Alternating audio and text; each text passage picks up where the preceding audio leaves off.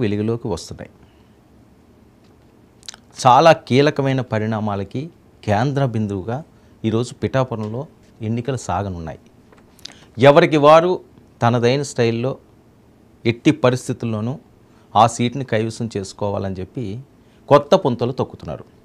ఇందులో భాగంగా కీలకమైన సమాచారాన్ని నేను జన సైనికులు సేకరించారు. అలాగే ఆయన వర్మగారు కూడా ఒక భారీ డంపును పట్టుకోవడం జరిగింది. ఇందులో సారాంశం ఎవ్వరూ ఊహించిన విధంగా ఉన్నది. ఫ్లయింగ్ స్క్వాడ్ కూడా ఆశ్చర్యానికి గురైన నేపథ్యం. ఏంటి, ఒక పిఠాపురం నియోజకవర్గం మీద ఎంత కుట్ర జరుగుతుందా? ప్రశాంతంగా ఉండే ఉభయ గోదావరి జిల్లాల్లో ఏంటి కలకలం? ఇంకా నిఘా ఎంత పెంచాల్సిన అవసరం ఉంది? తెలిసి ఇది తెలియకుండా ఏం జరుగుతుంది? ఒక టెన్షన్ వాతావరణం అనుమానించినట్లుగానే అక్కడ జరుగుతుందా అన్నట్లుగా జరిగిన పరిణామం.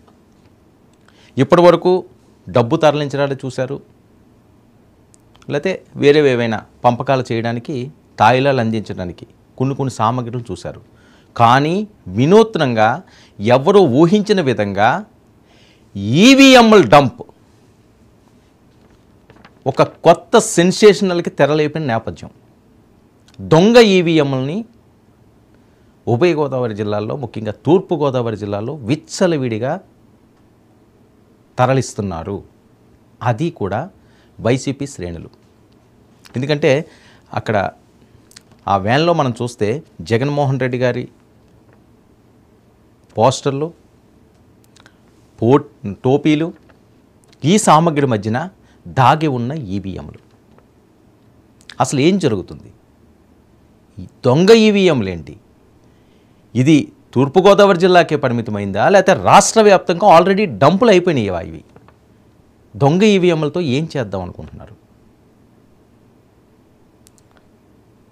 చాలా సీరియస్గా ఎన్నికల అధికారులు దీని మీద దృష్టి సారించాల్సిన అవసరం ఉంది. అది ఎవరు చేసినా, ఏ పార్టీ వాళ్ళు చేసినా. అసలు ఈవీఎంలతో వీళ్ళకి పని ఏంటి? దాన్ని ఏం చేయబోతున్నారు అంటే ఎన్నికలు అయిపోయిన తర్వాత చాలా అనుమానాలు దీని మీద ఒకటొకటి వెలుగులోకి వస్తున్నాయి.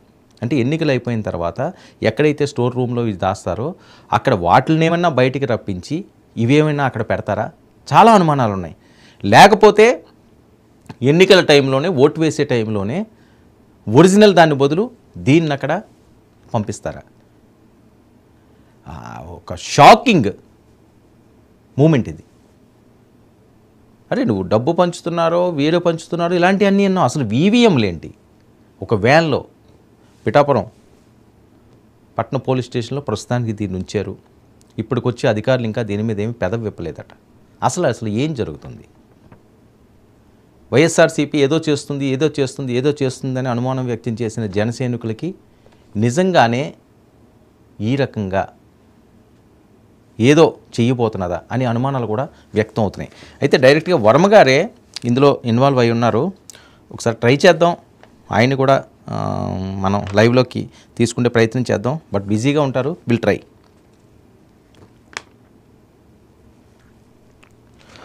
నమస్తే వర్మగారు. సార్, ఏంటి పిఠాపురానికి సంబంధించి ఒక పెద్ద డంపు మీరు పట్టుకోవడం జరిగింది, అందులో దొంగ ఈవీఎంలు ఉన్నాయి అని చెప్పి ప్రచారం జరుగుతున్న నేపథ్యం. అసలు ఏం జరిగింది సార్? యాక్చువల్గా అది సుమారు 6 గంటలకు పట్టుకున్నారండి. 6 గంటలకు పట్టుకున్నాక అది పోలీస్ స్టేషన్ లో 7 గంటలకు రిపోర్ట్ తో సహా హ్యాండ్ ఓవర్ చేశారు. ఓకే. ఈ మధ్యలో ఏం జరిగింది అన్నది తెలీదు ఎవరికి, ఏం మార్చేది అన్నది కూడా తెలీదు. ఓకే. అవి కూడా ఓపెన్ చేయలేదు. మేము వెళ్ళాక అన్ని కూడా వెనక్కి అన్ని కూడా తీసి ఓపెన్ చేశారు. ఈవీఎంలో ఇవన్నీ ఉన్నాయి. వాళ్ళు చెప్పేది ఏంటంటే అతను దాడిశెట్టి రాజా గారి దగ్గరికి పట్టుకెళ్ళమన్నారండి అని చెప్పారు. తర్వాత మళ్ళీ అతను ఏం చెప్పాడంటే తునిలో రాజా అటండి, ఆయన ఎవరో నాకు తెలియదండి అన్నాడు. అయితే ఓవరాల్ గా దానికి జిఎస్టీ గానీ ఇది గానీ రిజిస్టర్డ్ బిల్లు గానీ ఏమీ లేవు కంపెనీ. ఓవరాల్ గా ఏంటంటే పోలీసులు మైండ్ డైవర్ట్ చేసి డబ్బులు ట్రాన్స్పోర్ట్ చేసుకోవడానికి నిన్న ఆ ఎపిసోడ్ ని ఉపయోగించారు అన్నది నా అభియోగం. ఓకే. ఈ పిఠాపురం పోలీస్ అంతా ఎక్కడ ఉన్నారు? ఈ వ్యాన్ చుట్టూ వచ్చారు. ఎలక్షన్ స్క్వాడ్ ఎక్కడ ఉంది? ఈ వ్యాన్ చుట్టూ ఉంది. ఓకే. అంటే ఆ వెహికల్ డబ్బు వెహికల్ పిఠాపురం దాటిపోయి ఉంటుంది. ఓకే, అంటే సినిమా ఫక్కీలో ఇదంతా ఒక పెద్ద స్క్రీన్ ప్లే. సినిమా పక్కీలో పిఠాపురం దాటిపోయి ఉంటది. పిఠాపురం గీత గారికి వచ్చి వ్యాన్ గీత గారికి వచ్చేసి ఉంటది. రెండు అయిపోయి ఉంటాయి. ఇది డైవర్షన్ చేశారు. పోలీసులు కూడా ఎవరో తప్పు పట్టకుండా వాళ్ళు ఏదో దీని మీద రీసెర్చ్ చేస్తున్నట్టు వాళ్ళది ఉంది. ఆ విధంగా ప్లాన్ చేశారు. ఇది ఒక కొత్త వరవడి ఇది. అవును, ఎప్పుడు ఊహించలేదు కూడా ఇలా ఈవీఎంలని. అది సార్ ఏంటి అసలు ఈవీఎంలతో ఏం చేస్తారని వర్మ గారు మీకున్న రాజకీయ అనుభవంతో డమ్మీ ఈవీఎంలతోటి అసలు ఎలాగిది ఈ వర్క్ చేస్తారు వాళ్ళు? అసలు ఇప్పుడు అవసరం లేదండి. ఎలక్షన్ వారం రోజుల ముందు తెస్తారు. ఓకే, ఇప్పుడు ఎవడో చెప్పడు. మరి దేని గురించి తెచ్చారో ఎలా తెచ్చారో మరి కొత్త కొత్త టెక్నాలజీలతో ఉంది. మరి అది ఆలోచన చేయాలంటే అది కూడా కష్టంగా ఉంది. నా ఉద్దేశం ఏంటంటే నిన్న డబ్బు పిఠాపురం తుని డబ్బు వచ్చింది. ఓకే, ఆ యొక్క దాన్ని డైవర్ట్ చేయడానికి ఆఫీసర్లు గానీ వీళ్ళు గానీ ఎలక్షన్ స్పాట్ ని గానీ దీన్ని డిమో వెహికల్ కింద పెట్టారని చెప్పి నా అభియోగం. 100% వచ్చింది. అది సార్ ఏంటి వివిధ ప్రాంతాల నుంచి పెద్ద ఎత్తున రౌడీలు కొంతమంది అల్లరి మోకలు ఆల్రెడీ పిఠాపురంలో తిష్ట వేశారట. కడప నుంచి కూడా కొంతమంది బ్యాచ్ వచ్చారట. నిజమా ఇదంతాని? వచ్చారని అంటున్నారు. మరి ఎక్కడెక్కడ ఏ లాడ్జీలో దిగారో మరి ఆ లాడ్జీలు కూడా ఐడెంటిఫై చేయాలని చెప్పి పోలీసు కూడా చెప్పాం. లాడ్జీలన్నీ తనిఖీ చేయమని. కొన్నేమో మరి పవన్ కళ్యాణ్ గారి హోటల్ దగ్గర కూడా కొంతమందికి ఒకరికొకరికి చేతుల్ని గీసారు బ్లేడ్లతో అని చెప్పి ఆయన కూడా తెలియజేయడం జరిగింది. దీని మీద ఏంటంటే ఒక సెలబ్రిటీ ఉన్నప్పుడు, రాష్ట్ర పార్టీ అధ్యక్షుడు ఉన్నప్పుడు పోలీసు ఇంకా కూడా బందోబస్తు పెంచుకోవాలి. ఎక్కడెక్కడ ఎవరు వస్తున్నారో నైట్ టైం నాకాబందీ అంటారు, నాకాబందీ చేయాలి. ఇవన్నీ కార్యక్రమాలు చేయాలి. సార్ పోలీసు సహకరిస్తున్నారా వర్మ గారు? అసలు పోలీసులు ఎవరికి సహకరిస్తారంటే వైసీపీకి సహకరిస్తారు, మనకు సహకరించరు కదా. ఇంకా మా పోలీసుకి, మా పిఠాపురం పోలీసుకి ఇంకా ఎలక్షన్ కమిషన్ అండర్కి ఇంకా రాలేదట. ఓకే, వాళ్ళు అండర్ వైసీపీ కంట్రోల్లో ఉన్నారు. మరి ఎప్పుడు వస్తారో తెలియదు. సార్ ఏంటి అసలు పిఠాపురంలో ఇంత కుట్రలు జరుగుతుంటే మరి రేపు విజయం అన్నది మీరు బంగారుపల్లెంలో పెట్టి పవన్ కళ్యాణ్ గారిని గెలిపించుకుంటాను అన్నారు. అది సాధ్యపడే పరిస్థితి ఉందా? ఎందుకంటే ఫోకస్ అంతా వైసీపీ పిఠాపురం మీద కేంద్రీకరించింది అని చెప్పి వస్తున్న వార్తల నేపథ్యం, దేనికి వాళ్ళు వెనకాడరు అని చెప్తున్న వార్తలు. దేనికి ఏదే చేసినా అండి తెలుగుదేశం పార్టీ బలీయంగా ఉంది. అలాగే దానికి తోడు జనసేన ఉంది. రెండు కలిసి మంచి మెజార్టీతో గెలిపిస్తారు. సార్ పవన్ కళ్యాణ్ గారు మీతో ఏ అంశాలు ప్రస్తావించారు? ఎలా వెళ్దామన్నది ఏమైనా వ్యూహం రచించుకున్నారా వర్మ గారు? ప్రస్తుత అంశాలు ఏమన్నా ఇందులో ఏ విధంగా చేసుకోవాలి, ఎలాగా కోఆర్డినేషన్ చేసుకోవాలి, కమిటీస్ ఎలా చేసుకోవాలి, దాని మీద ఆలోచన చేసి ముందుకెళ్తా ఉన్నాం. సార్ మండలానికి ఒక ముఖ్య నాయకులు పెట్టారట, వాళ్ళు నిజమా? ఎవరి పార్టీ వాళ్ళు వేసుకుంటారు కదండి. మా కమిటీ మాకు ఉంటుంది, వాళ్ళ పార్టీ కమిటీ వాళ్ళకి ఉంటుంది. సార్ గతంలో పిఠాపురంలో జరిగిన ఎన్నికలు ఇప్పుడు జరగబోయే ఎన్నికలకి ఆ డిఫరెన్స్ చెప్తారా వర్మ గారు, మీ అనుభవం? గతంలో ఇంత టెన్షను, గొడవలు, ఇంత creation, law and order problems లేవు. ఇప్పుడు వచ్చేసరికి ఏదోలాగా గొడవలు క్రియేట్ చేయాలనే వైసీపీ వాళ్ళు కుట్రలు కుతంత్రాలతోటి ముందుకెళ్తా ఉంది. వాళ్ళకి ఇంకా కూడా అధికార పార్టీకి పిఠాపురం పోలీసు కొమ్ము కాస్తా ఉంది. ఓకే సార్, ఎంత ఖర్చు పెట్టే ఛాన్స్ ఉంటుంది సార్ ఈ ఎన్నికల్లో? వాళ్ళు మా దగ్గర ఏమీ డబ్బులు లేవు కానండి, వాళ్ళ దగ్గర ఎంత అన్నా పెడతారు. అంటే మీ అంచనా? వాళ్ళ పెడతారు, గట్టిగానే పెడతారండి. కోట్లు వందల మీద పెడతారు, 100 కోట్ల మీద. అబ్బా, మరి ఎలా సార్, ఎలా ఎదుర్కొంటారు? మీ మంచితనమేనా అక్కడ శ్రీరామ రక్ష? ఏముందని డబ్బు తీసుకుంటారు, ఒకటి మాకు వేస్తారు, పెద్ద పనే ఉంది. సార్ ఏంటి ముద్రగడ గారు పాత్ర ఏంటి? ఆయన సవాలు విసురుతున్నారు, నేను ఓడిస్తాను అని. ఆయన సవాలు అలా విసురుతుంటారండి. సినిమా ఇప్పుడు ఎవరికుండి వర్క్ వాళ్ళకుంది, ఎవరికుండి క్యాడర్ వాళ్ళకుంది, ఎవరికుండి ఓటింగ్ వాళ్ళకుంది. మా పార్టీ బలీయంగా మా ఓటింగ్ మాకుంది, అలాగే జనసేన ఓటింగ్ జనసేనకు ఉంది. రెండు కలిస్తే ఆ ఓటింగ్ ఎక్కడ కూడా మ్యాచ్ అవ్వదు, 20% కూడా ఉండదు. ఓకే అదే సార్, వంగా గీత గారి పరిస్థితి ఏంటి? ఆవిడ కూడా మరి గతంలో గెలిచిన ఆవిడ, నా ప్రాంతం అంటున్నారు, వాడికి కాకినాడ ఎంపీ చేశారు, అవేం ఎఫెక్ట్ ఉండదా? ఎంపీ చేసిన ఎఫెక్టే ఉందండి. 5 ఏళ్ళు కనపడలేదు కదా ఆవిడ. గీత గారు 5 ఏళ్ళు కూడా రెస్ట్ లో ఉన్నారు, ఎలక్షన్ కి వచ్చారు. ఓకే, ప్రజలకు అర్థమైంది ఎలక్షన్ కి ఎందుకు వచ్చారో కూడా తెలుసు. మళ్ళీ ఆవిడ రెస్ట్ లోకి వెళ్తారని కూడా తెలుసు. సార్ మీరు ఏమైనా సెక్యూరిటీ పరంగా పవన్ కళ్యాణ్ గారికి ఏమి ఇబ్బంది లేకుండా ఉండే విధంగా మీరు పటిష్టమైన పర్సనల్ సెక్యూరిటీని ఏర్పాటు చేసుకున్నారా? ఆయనకి ఆల్రెడీ ఉన్నాను, మనం ఏర్పాటు చేయవలసిన పని లేదు. అంటే లోకల్ గా మీ సపోర్ట్ కూడా ఉండాలి కదా, ఎంత వాళ్ళకున్నా. కార్యక్రమాలకు వచ్చినప్పుడు మా యొక్క లీడర్స్ గానీ మా కార్యకర్తలు గానీ ఆ ప్రొటెక్షన్ ఎలా తీసుకుంటారు. సార్ జనసైనికులు వర్మ గారు మీరు ఎక్స్పెక్ట్ చేసే విధంగా ఆ గౌరవం, అభిమానం, ఆప్యాయత అది ప్రాబ్లం ఉండట్లేదా? ఇద్దరి మధ్యన ఆ సయోధ్య జరిగిందా? అండి ఏది ఎలా ఉన్నా చంద్రబాబు నాయుడు గారు మాకు చెప్పారు, మాకు ఆదేశాలు జారీ చేశారు. పొత్తులో భాగంగా మేము పనిచేస్తున్నాం, కృషి చేస్తాం, మంచి మెజార్టీ ఇచ్చేలాగా ఏర్పాటు చేస్తాం. ఓకే, చంద్రబాబు నాయుడు గారి ప్రచారం కూడా ఏమన్నా ఉందా అండి పిఠాపురం? అదేంటి? సో ఏదైనప్పటికీ ఆయన గెలిపించి తీరతారు. అవును. Okay, thank you so much Varma గారు, చాలా బిజీ టైంలో కూడా మీరు రెస్పాండ్ అయినందుకు. ఓకే, ఇది పరిస్థితి. వర్మ గారు చాలా కీలకం, ఎందుకంటే అది పవన్ కళ్యాణ్ గారు కూడా ఒప్పుకున్నారు. వర్మ గారు చాలా కీలకం, ఆయన త్యాగం చేశారు నా కోసమని. సో ఇప్పుడు ఆయన మాటల్లోనే స్పష్టంగా అర్థమవుతున్న అంశం, లాడ్జిల్లో తిష్ట వేశారట, ఎక్కడెక్కడో ఉంటున్నారట. ఇవన్నీ కూడా స్థానికులు చెప్పిన మాటలు, ఎవరో ఏదో క్రియేట్ చేసో లేకపోతే ఇంకొక చేసో అని కాదు. పవన్ కళ్యాణ్ గారు భేడుతోటి గోర్లతోటి గీస్తున్నారు అని చెప్పి ఆయన ఒక పెద్ద ఆరోపణలు చేయడం జరిగింది. సో ఇవన్నీ కూడా నిగ్గు చేయాల్సి, అంటే రోజుకొక అంశం వెలుగులోకి వస్తుంది. పిఠాపురం అన్నది రాష్ట్రంలో ఎక్కడా లేని విధంగా, అసలు ఈ పిఠాపురం ఏంటి, ఈ పిఠాపురం మీద ఇన్ని కుట్రలు ఏంటి, పవన్ కళ్యాణ్ ఓడించడానికి ఇన్ని శక్తులు రావాలా, ఇంతలా ఆలోచించాలా, ఆయనకి ఇబ్బంది కలిగించే విధంగా అవనియండి, లేకపోతే వేరే కుట్ర కోణంతో అవనియండి అటాకులకు కూడా పాల్పడిపోతున్నారా? ఇప్పుడు బ్లేడు అనే అంశం అన్నది చాలా చిన్నది. బ్లేడుతోటైతే కొన్ని ప్రాంతాల్లో అది గీర్చిపోతే చేతులు పట్టుకున్నప్పుడు ఇక్కడో ఏదో ఆకతాయికరంగా చేస్తారు, దానివల్ల పెద్దగా ఇబ్బంది లేదు. కానీ అది తగలరాని చోట అక్కడ కానీ దాన్ని కానీ ప్రయోగిస్తే ప్రాణాంతకారం. మరొకటి, అందులో ఏదైనా పూసి ఆ శరీరంలోకి ఇంకిస్తే నీడిల్స్ లాంటివి, ఇది కూడా చాలా కీలకమైన అంశం. ఆ క్రౌడ్లోని వాటిల్లోని నాయకులకి తెలియదు ఏం జరుగుతున్నదని. అంతమంది క్రౌడ్లో ఉన్నప్పుడు ఏదైనా చేయొచ్చు. సో ప్రతిదీ కూడా చాలా జాగ్రత్తగా అడుగులు వేయాల్సిన పరిస్థితి వచ్చింది. ఏంటి, రాజకీయాల్లో ఉంటే ఇంతలా ఉంటుందా? ఒక మనిషిని ఓడించడానికి, అది ఎవరైనా అవనియండి, ఏ పార్టీ నేతలైనా అవనియండి, ఓడించడానికి ఇన్ని రకాలుగా కుట్రలు పన్నారా? ప్రాణాల మీద కూడా ఇబ్బంది కలిగించే విధంగా ఆలోచన చేయాలా?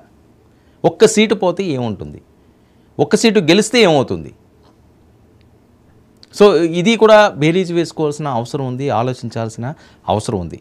ఎందుకంటే గతంలో జగన్మోహన్ రెడ్డి గారి మీద కూడా ఆ కోడికత్తి కేసు అనే అంశం రాష్ట్రాన్ని కుదిపేసింది.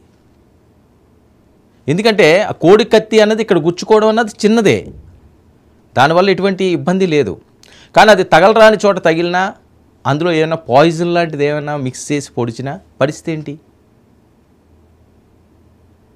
సో ఇవన్నీ కూడా ఆలోచించాల్సిన అవసరం ఉంది. ఇప్పటికొచ్చి కూడా స్థానిక పోలీసులు సహకరించట్లేదు వాళ్ళకి. అది డైరెక్ట్గా వరం మాటల్లో చెప్పే అంశాలు. ఎందుకంటే ఆయన స్ట్రైట్ ఫార్వర్డ్గా ఉంటాడు, ముక్కుసూటిగా మాట్లాడే మనస్తత్వం మనం చాలాసార్లు అనుకున్నాం. అది అందరికీ తెలిసిన అంశమే. ఆయన ఏది దాచుకోవడమో మొగమాటమో అవ్వదు. సో ఏదైనప్పటికీ కూడా ఆయన్ని గెలిపించుకుంటాను అన్న భరోసా ఆయనకి ఇస్తున్నారు. ఇక ఒక్కసారిగా ఆ విజువల్స్ కూడా మనం చూద్దాం. నిన్న వీళ్ళు పట్టుకున్న విజువల్స్, ఆ విజువల్స్లో చూస్తే చాలా అంశాలు ఆందోళన కలిగించే అంశంగా ఉన్నది.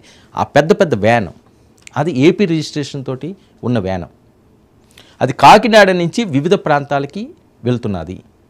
సరే ఓకే, జెండాలని ఇవనో పర్మిషన్లు తీసుకుంటే ఇన్ని జెండాలు ఇక్కడ పంపించుకుంటున్నాం అంటే ప్రాబ్లం లేదు. కానీ డ్రైవర్ రెండు రకాలుగా అక్కడ మాట్లాడుతున్నాడు. ఒకటి, దాడిశెట్టి రాజా గారి దగ్గరికి ఇవి తీసుకువెళ్తున్నామని చెప్పిన అతనే వర్మ గారి మాటల్లోని, ఎవరో తుల్లో రాజీ అటండి ఆయన దగ్గరికి వెళ్తున్నాం అంటే, ఇంత అజాగ్రత్తగా అంత పెద్ద డంపు తెలియకుండా జగన్మోహన్ రెడ్డి గారి ఫోటోలతోటి వెళుతున్నది అంటే ఇది కూడా కుట్రేనా? ఎవరు కుట్ర? సో అది తేల్చాలి. ఒకవేళ నిజంగా కావాలని చెప్పి ప్రభుత్వాన్ని ఇరకాటంలో పెట్టడానికో, జగన్మోహన్ రెడ్డి గారికి ఇబ్బంది పెట్టడానికో ఎవరన్నా చేశారనే పోని అనుకుందాం, ఒకే వెర్షన్లో మనం తీసుకోకూడదు కదా. అదిగో AP39 TD 1534 అసలు ఈ వ్యాన్ ఎవరిది, ఎక్కడి నుంచి వచ్చింది, ఆ ఈవీఎంలు ఏంటి, హై టెక్నాలజీతో ఉన్నాయట. అక్కడ ప్రత్యక్ష సాక్షి చెప్తున్నది. వర్మగారు మనతోటి ఎక్స్క్లూజివ్గా చెప్పిన అంశం అది. అది హై టెక్నాలజీతో ఉన్న ఈవీఎంలట. అంటే దాంతో ఏదన్నా చేయొచ్చా? అసలు ఈవీఎంలు ఇప్పుడు వెళ్ళాల్సిన అవసరం ఏమొచ్చింది? ఎన్నికలు ముందే వెళ్తాయి అవి. 2 రోజులు 3 రోజులు 4 రోజులు ఆ దూరాన్ని పెట్టి ఆ జిల్లా హెడ్ క్వార్టర్ నుంచి అక్కడికి పంపిస్తారు. ఎన్నికల టీంతో వెళ్తాయి అవన్నీ కూడా. కానీ 40 రోజుల ముందు 45 రోజుల ముందు ఈవీఎంలు వెళ్ళడం ఏంటి? అసలు ఈ ఒక్క ప్రాంతానికే వెళ్ళినయా? ఇప్పుడు ఏంటంటే మెదులుతున్న ప్రశ్న ఇక్కడతోటే మొదలైందా? ఈ పిఠాపురం నుంచి మొదలైందా? ఈ తుని నుంచి మొదలైందా? ఈ కాకినాడ నుంచి మొదలైందా?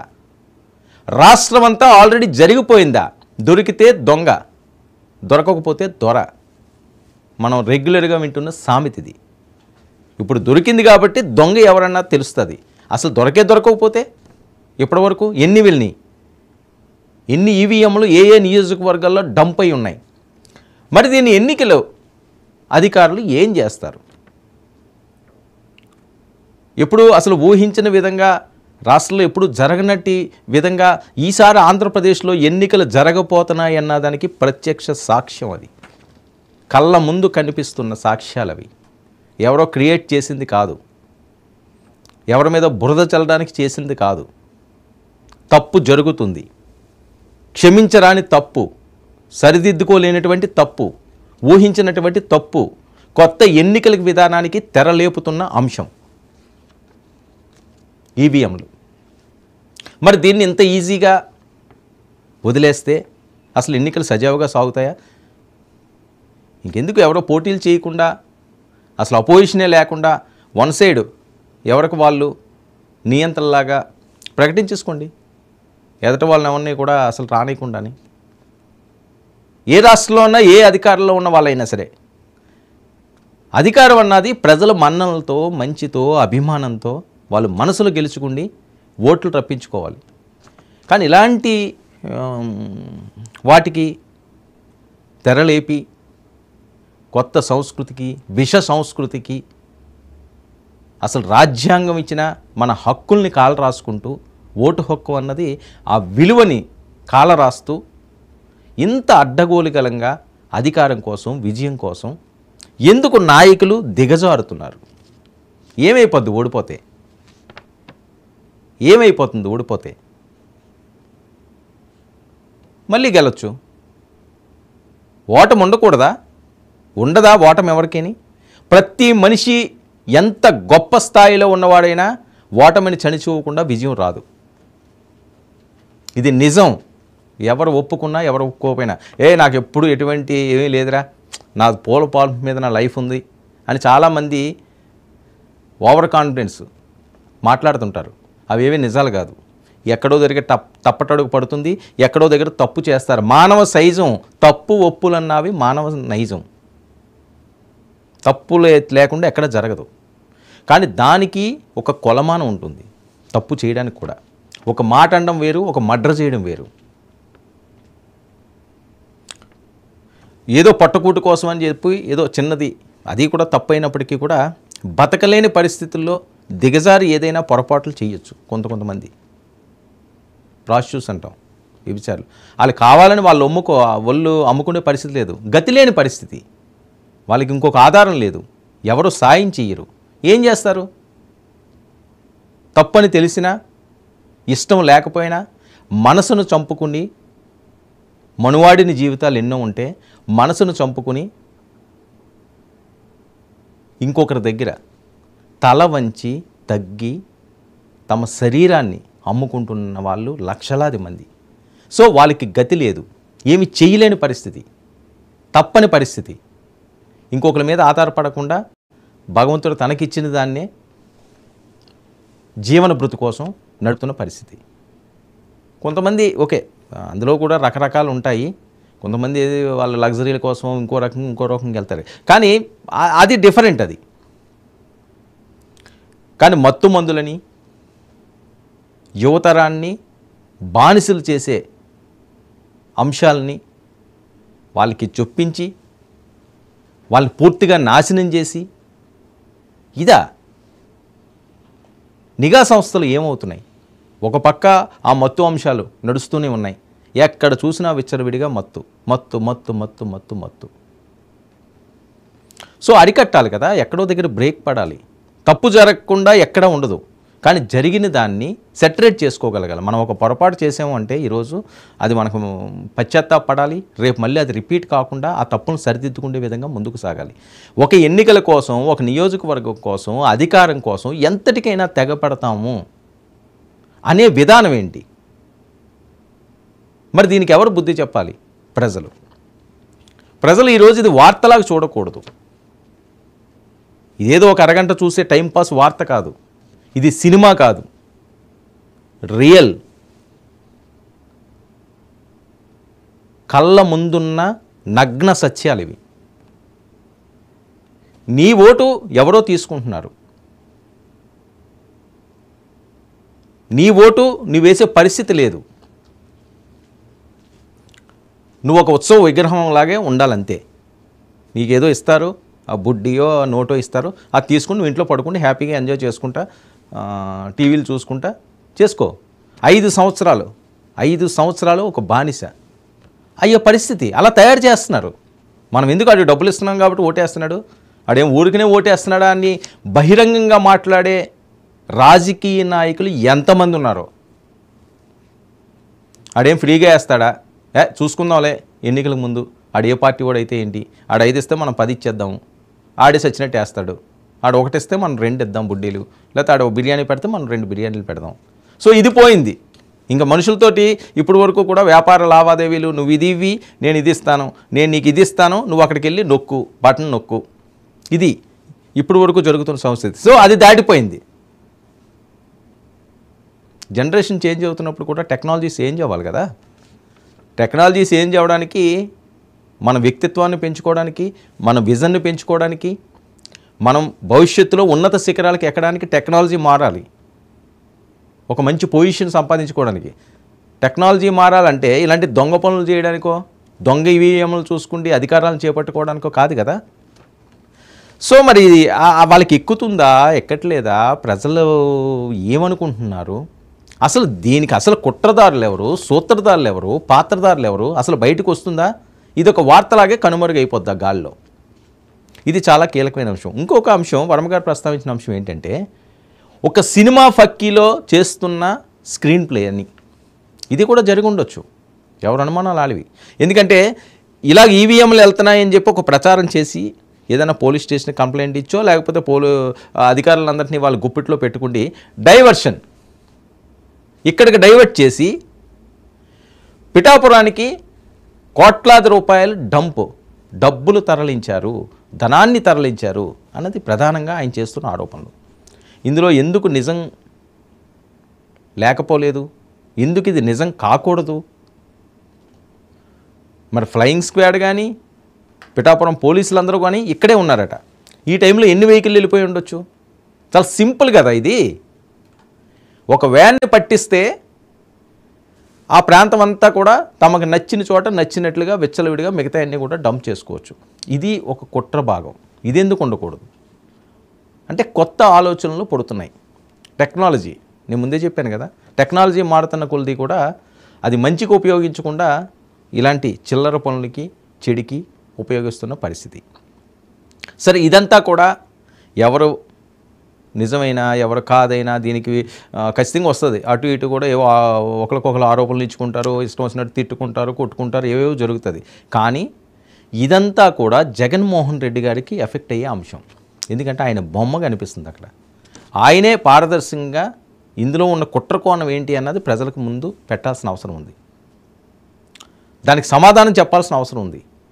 అధికారులు సీరియస్గా దీన్ని ట్రేస్ చేయాల్సిన అవసరం ఉంది. అసలు ఇది ఒకటేనా, అసలు ఏ ప్రాంతం నుంచి వచ్చినాయి, ఇదేదో ఒక అపార్ట్మెంట్లో పెట్టినవి అని ఇక్కడ మనకి వస్తున్న ఇన్ఫర్మేషను, ఏదో ఒక అపార్ట్మెంట్లో ఈ సామాగ్రిని దాచి ఉంచారు, అక్కడి నుంచి ఇది బయలుదేరి వెళ్తున్నది అనేది. ఈ డమ్మీ ఈవీఎంలు అన్నవి అసలు ఎక్కడ తయారవుతున్నాయి? ఒక్క ఆంధ్రప్రదేశా లేకపోతే దేశవ్యాప్తంగా విస్తరించి ఉన్నాయా? ఎందుకంటే ఒక ప్రాంతంలోనే ఒక ఈవీఎం 2 ఈవీఎంలు ఎవడో చేయడు. అసలు ఈ ఎన్నికల నుంచి ఇది మొదలైందా? గత ఎన్నికలు అంతకుముందు ఎన్నికలు కూడా ఇలాగైనాయా? దేశవ్యాప్తంగా ఏ రాష్ట్రాల్లో ఈ డమ్మీ ఈవీఎంలు వెళ్తున్నాయి? ఎందుకంటే ఈవీఎంల మీద దేశవ్యాప్తంగా కూడా పెద్ద ఎత్తున రచ్చే జరుగుతుంది. ఈవీఎంలు ట్యాంపరింగ్ చేస్తున్నారనో, లేకపోతే ఈవీఎంలు మనం ఎవరికి నొక్కాలనుకున్నా వాళ్ళకి నచ్చిన వాళ్ళకి వెళ్ళిపోయి అక్కడ టిక్ చూపిస్తుందనో, లోపల మారిపోతుందనో రిజల్టు అని చెప్పి చాలా అనుమానాలు ఉన్నాయి. అనుమానాలన్నిటికీ కూడా ఇవే నిజాలా అన్నట్లుగా ఇప్పుడు జరుగుతున్న అంశాలు. మరి దీని మీద ఏం సమాధానం అధికార పార్టీ చెబుతుంది? మరొక వైపు పవన్ కళ్యాణ్ గారి అంశం కూడా, ఆయన పిఠాపురం వచ్చినప్పుడు కూడా ఆయన మీద దాడులకు పాల్పడ్డారని ఆయనే ప్రత్యక్షంగా వర్మగారితో కూడా డిస్కస్ చేసినట్లుగా చెప్తున్నారు. వాళ్ళ దగ్గర ప్రైవేట్ సెక్యూరిటీ మాత్రమే ఉందట, ఆయనకి కూడా సెక్యూరిటీ పెంచాలి, రౌడీలు వివిధ ప్రాంతాల నుంచి పెద్ద ఎత్తున అసాంఘిక చర్యలకు పాల్పడే వాళ్ళు ఏ సమయంలోనన్నా విరుచుకుపడ్డానికి ఉన్నారు అని చెప్పి అనుమానాలు కూడా వ్యక్తం అవుతున్నాయి.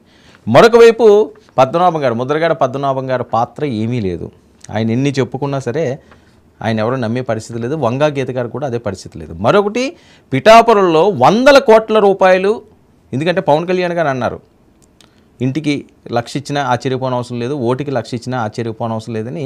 ఆయన ఏదో మాట వరుస అనొచ్చు, ఓటికి 1,00,000 రూపాయలు ఎవరిస్తారు కానీ అదంతా జరిగే పని కాదు. ఓటికి 1,00,000 ఇవ్వాలంటే ఎంత అవుతుంది అక్కడ? అంత ఎవరు ఇవ్వరు. సరే, ఓకే, కొన్ని అంశాలు వస్తాయి. అది ఎవరైనా సరే రాజకీయ నాయకులు ఆ ఫ్లోలో ఏదో ఒక పదం వాడేస్తారు, ఆ పదంలో అన్ని ఉండొచ్చు. కానీ అక్కడ గతంలో గెలిచిన ఆయన స్థానికుడు, రాజకీయంగా పట్టున్న వర్మగారు కూడా మాట్లాడుతున్న అంశం ఏంటి? 100 కోట్ల రూపాయలు ఆల్రెడీ చేరిపోయినాయి పిఠాపురం అని. నిన్న కూడా జరిగిన దాంట్లో కుట్రకోణం ఏంటంటే, ఈ అంశాన్ని, ఈ వ్యాన్ని ఇటు తరలించి దీని నుంచి వైసీపీ ఎమ్మెల్యే పోటీ చేసే అభ్యర్థికి డంప్ అయిపోయింది డబ్బులు అని. దీన్ని కూడా పోలీసులు పరిశీలించాల్సిన అవసరం ఉంది. సో ఇక్కడ పోలీసులు ఏమో ఇంకా వాళ్ళ అండర్లోకి వెళ్ళలేదు, ఇంకా అధికార పార్టీకి చెప్పినట్టు వింటున్నారని ఇదొక అనుమానాలు. మరి ఆ రకంగానే వ్యవస్థలు, సంస్థలు ఉంటే పారదర్శకంగా ఎన్నికలు ఎక్కడ జరుగుతాయి? పారదర్శకంగా ఎన్నికలు జరిగే పరిస్థితి ఎక్కడ ఉంటుంది? ఇవి చాలా కీలకంగా మారుతున్నాయి. ఇది రోజు రోజుకి ఈ రకంగానే ముదిరితే, దీన్ని నిగ్గు తేల్చకపోతే, ఈ అంశం అన్నది ఇమీడియట్గా అది ప్రజల ముందు ఉంచకపోతే చాలా అనుమానాలకు తావిస్తుంది. రేపు ఓటింగ్ జరిగే టైంలో ఎవరైనా ఓటేసినా గెలిచిన వాళ్ళు కూడా లేదంటే ట్యాంపరింగ్ చేసేసరిలే, ఆల్రెడీ దొంగ ఈవీఎంలు వెళ్ళినాయి కదా అంటారు. అదేం పారదర్శకంగా జరిగింది అనుకోరు. కానీ దీని మొత్తం పుట్టుపూర్వోత్తరాలన్నీ కూడా వెలుగులోకి తీసుకువస్తే ఖచ్చితంగా దీని ఎఫెక్ట్ ఉంటుందని. సో ఈ అంశం, ఈ రచ్చ ఇలా సాగుతుంటే, మరొక వైపు కొడాలి నాని గారు ఎప్పుడు కూడా కాంట్రవర్సీకి కేర్ ఆఫ్ అడ్రస్గా ఉండే కొడాలి నాని గారు వాలంటీర్లతో కాళ్ళు కడిగించుకోవడం. ఒకసారి చూడండి ఆ సార్ని, ఆ విజువల్స్ ప్లే చేయండి ఫుల్.